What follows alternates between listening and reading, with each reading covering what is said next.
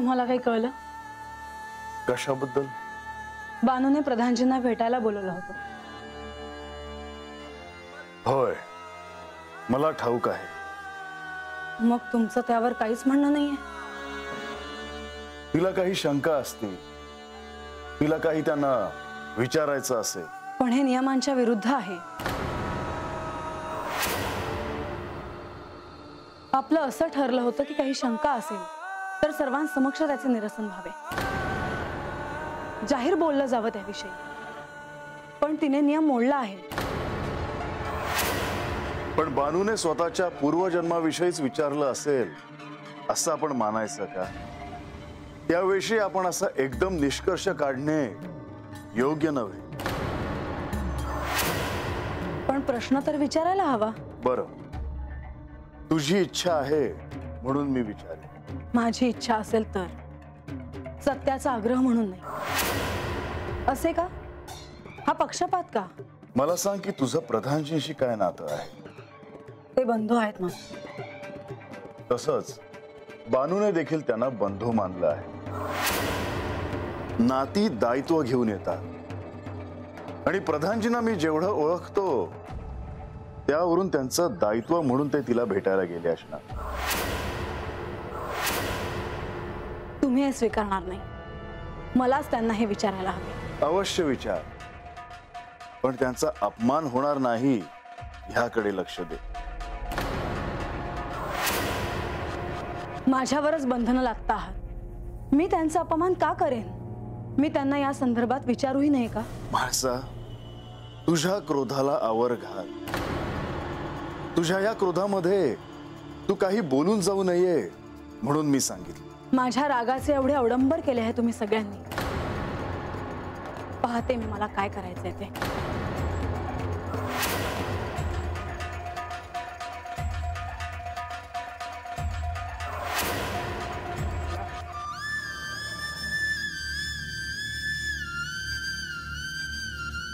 जगत पालनाचे कार्य सोपे आहे का?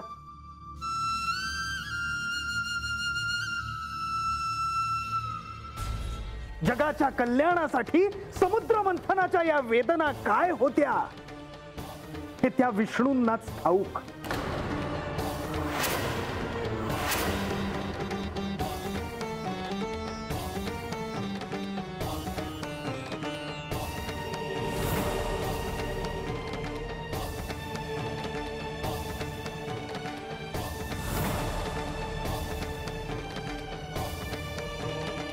समुद्र मंथन कसे सुरू झाले? देवी, इतके भव्य कार्य, देव आणि दैत्य एकत्र, सृष्टीच्या अस्तित्वाचा प्रश्न, प्रत्यक्ष त्रिमूर्तींच्या कल्पनेतून प्रत्यक्षात आलेली ही कल्पना असली तरीही हे कार्य निर्विघ्नपणे पार पडणे आवश्यक होते. आणि त्यासाठी सर्व देवांनी विघ्नहर्ता श्री गणेश यांचे पूजन केले.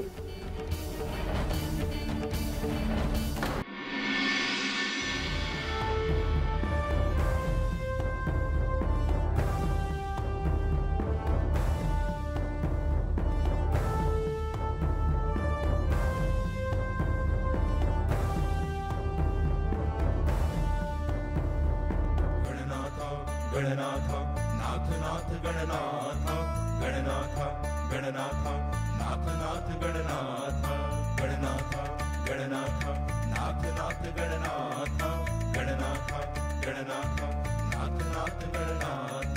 सुख करता दुःख हरता मंगल मूर्ती मोरया, गजवदना गणनायक पावन मूर्ती मोरया. सुख करता दुःख हरता मंगल मूर्ती मोरया, गजवदना गणनायक पावन मूर्ती मोरया. गणनाथ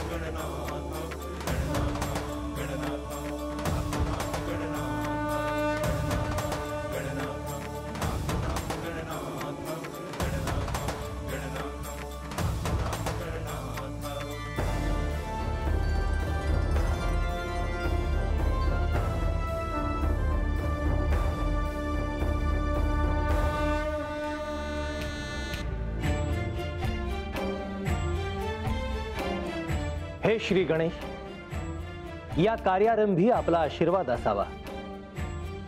या कार्यामध्ये आम्हा सर्व देवांना यश मिळावं. यश मिळणारच आहे, पण समुद्रातून काय बाहेर येईल याची कल्पना नाही. त्याचे दायित्व कोण घेणार आहे? श्री गणेश, समुद्र मंथनाचे दायित्व त्यांच्यावर सोपवले आहे, तेव्हा आधी ते त्यांना पार पाडू दे. होय पिताश्री.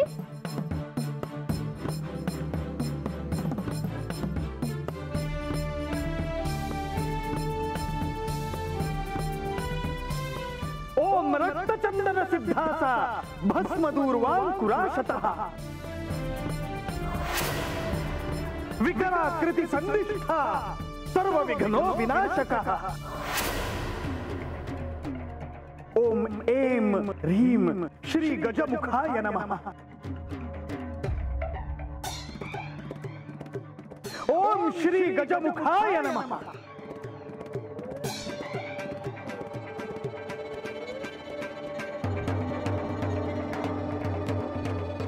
श्री गणेश यांचा आशीर्वाद घेऊन आता समुद्र मंथन सुरू होणार होते. कासवरूपी श्री विष्णूंनी विशाल अशा मेरू पर्वताला आपल्या पाठीवर घेतले होते.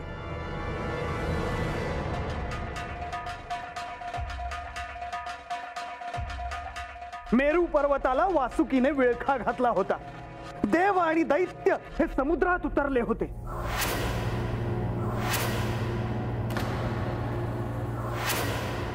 श्री महादेव आणि श्री पार्वती देवी हे उपस्थित होते. श्री ब्रह्मदेव आणि श्री सरस्वती देवी ही उपस्थित होते. आणि अखेर समुद्र मंथनाला आरंभ झाला.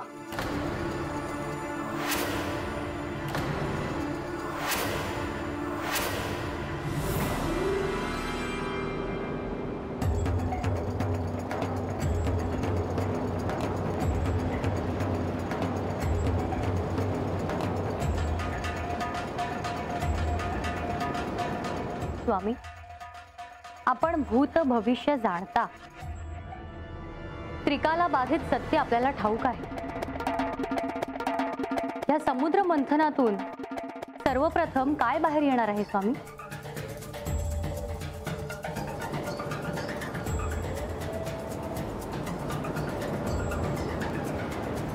लवकरच कळेल. फार कमी अवधी उरला आहे. समुद्रदेव काय करता आहे हे महत्वाचे आहे. तरीही मी कोण आहे हा प्रश्न राहतोच, आणि या कथेत मी त्याचाच शोध घेते आहे. मला या आख्यानातून काही संकेत मिळतील असे आपण सांगावे असे मी आपल्याला सुचवेन.